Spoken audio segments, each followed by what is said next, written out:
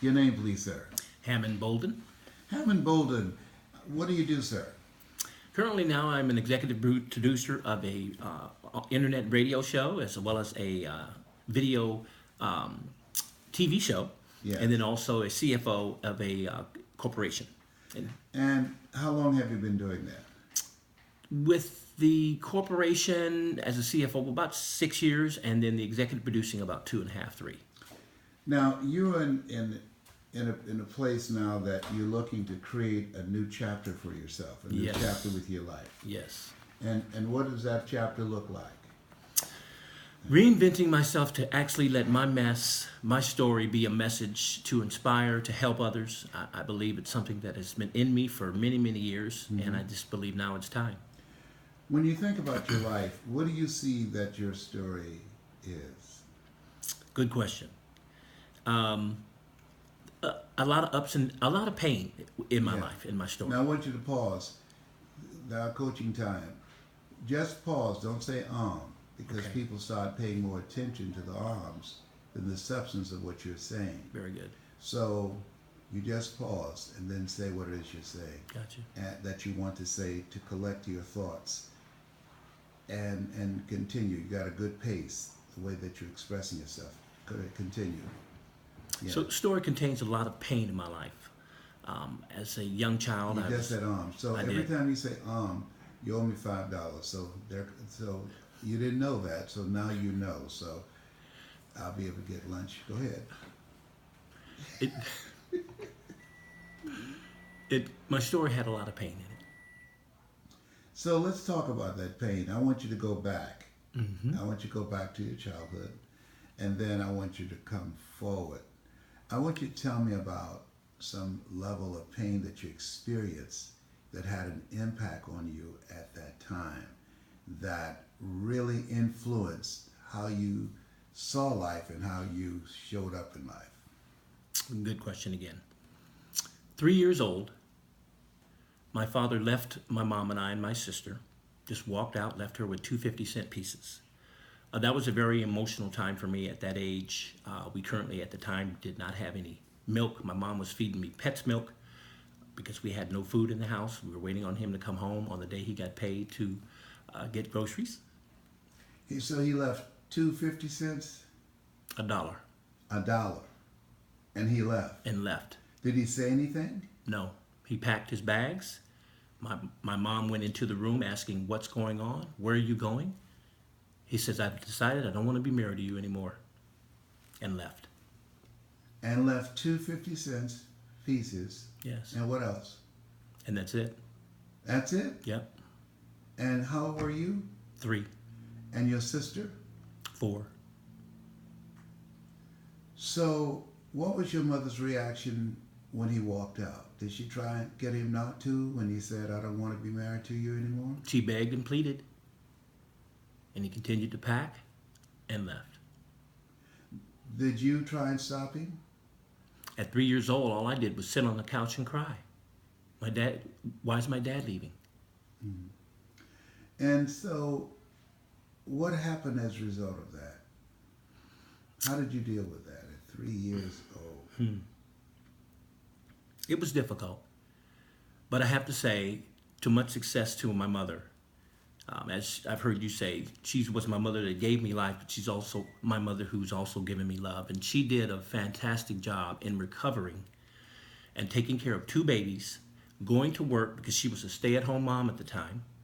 She got her a job, working in a restaurant, and she would bring my sister and I to the restaurant while we would sit in a corner and color and draw and write while she worked. And then we went home with her. We would drink sodas all day, and which kind of got me hooked on sugar a little bit there as a young child. But I have to really attribute that success in getting through that with my mom and how she just stepped right on in there and took care of business. That experience, when things happen to us, there's a saying, we are today what we were when. We are today what we were when we experienced that first initial pain. So if you had to use 5 adjectives to describe how that affected you and how you move forward in life, what would be the first one that would describe you? At that time? Yeah. Abandoned. Abandoned. Okay. And then the next thing. How did it change you? Well, there's another... How did it influence your behavior? Okay. Well, there's another story that came about 3 years later. Okay. I'm now in the third grade. I was very disruptive in the third grade class. Mm-hmm. So the school decided, hey, he needs to get a medical evaluation and then put on some Ritalin. Well, my mom decided to get a second opinion before they took the administering of the medication. She found someone who recommended a professor of Cal Berkeley, because I was born in Berkeley, California, and he came to the house, did a house call. He did an academic assessment of me and found out that I tested off the charts. At third grade, I was reading at sixth grade level. I was also writing at fifth grade level. Mm-hmm. So his conclusion was, your son's bored. That's why he's disturbing other students, because he gets it and he's done with his work. So I became disruptive, disturbing the other children. Mm-hmm. So that is what really started to let me pay attention. There's something special, different about me. Wow. Mm-hmm. So that was about 3 or 4 years after my dad had left. So somehow the academic portion of my life became to be my solace, my place of peace and comfort. I felt comfortable. Now, I didn't feel alienated in school. My mom said that I was the Pied Piper of school. I would go to school with candy, and people would follow me all along the playground as I would just throw candy over my shoulder. And they would all pick the kid. Why'd you do that? Because we were just running and playing this, and I'd see if they it wasn't like throwing it on the ground. I wanted to see if they could catch it, Right. But I was just throwing the candy back, and they would catch it. Uh-huh. Yeah. The Pied Piper. Man, let me tell you something. Let me share something with you. I tell you, you have such a sincere, genuine sound, and you're made for this, because people will listen to you, and you have a different voice. There's some people I'm going to reach. Some people at TD Jakes will reach. But there are people you will reach because of your sincerity, because of your voice, the genuineness of it, and you're believable, and that's very, very important. So I want to go back to, I want you to use 5 adjectives that describes your core beliefs about yourself, if you had to describe them, that represents your thinking and the thoughts that governs your behavior and that comes out of your character. And to give you an example, one of the things that I learned from my mother was being faithful. She had strong faith. And that faith that I saw her demonstrate in raising 7 kids, it influenced me. She was friendly. She never met a stranger. My mother talked to a lamp pole. It's up there, and she'd go talk to it. Like Forrest Gump. Yeah. And it does not have to answer back. Right, right. So using 5 adjectives that would describe your personality, what would number 1 be? Transparency. Okay. Yes. And what's next? Honesty. Openness. Mm-hmm. Those are very close, so give me another one. Reliable. Okay. What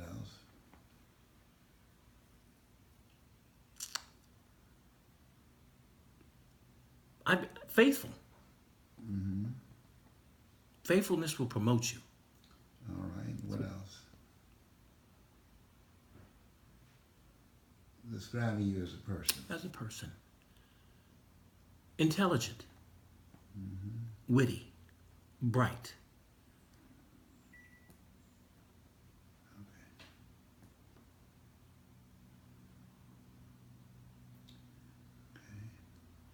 Now, give me one more, please. Articulate. Excellent.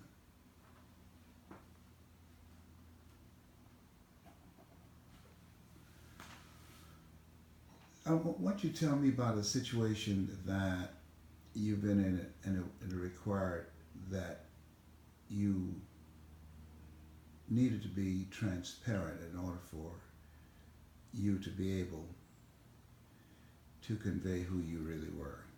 What's the situation that you can think of? I had a dream, or it may have been an awakening. I was standing in the driveway helping my church. They were doing some renovation of an apartment complex that they had purchased. So I was asked to assist the painter in helping him prep for painting. So I volunteered my services. So I met him. And in the driveway of the apartment complex, I was unloading the truck with his equipment. Yeah. When I grabbed the air hose, the moment I grabbed it and stepped onto the concrete, all of a sudden I saw myself standing with nothing in my hand, and I saw a young boy crying next to me. Looked maybe 5, 6 years old, and continued to just cry so profusely.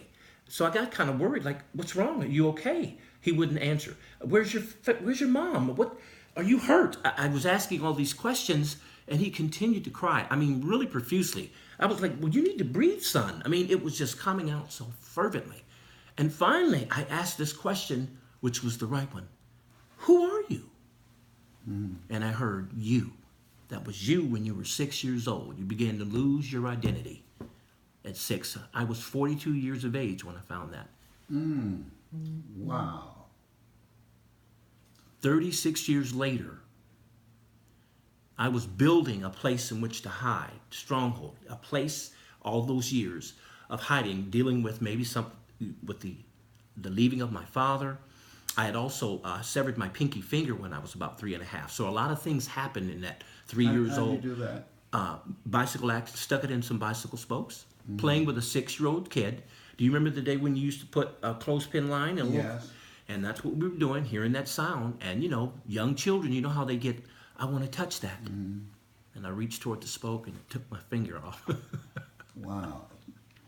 Tell me a situation where you had to be honest, that you that most people in that kind of situation perhaps would not, but you just, because that's who you are, that you had to be. Finding out that so many years I was actually not being honest with myself. I was hiding from the true Hammond. I had a very unusual name, Les, Hammond. Growing up in the early 60s, that name was slaughtered. Ham and eggs, Hamer, Hamlet, green eggs and ham. No one wanted to just say Hammond. So I began to despise my name.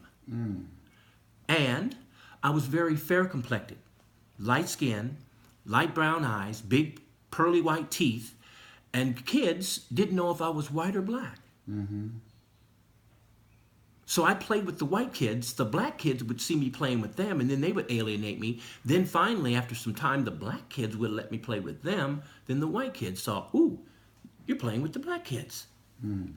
Where were you living? In the Bay Area, in Berkeley. Berkeley. And then we moved to Fresno. And those are predominantly, at the time, white communities. Yes. Yeah. Reliable. Yes, sir. That's a quality that you have.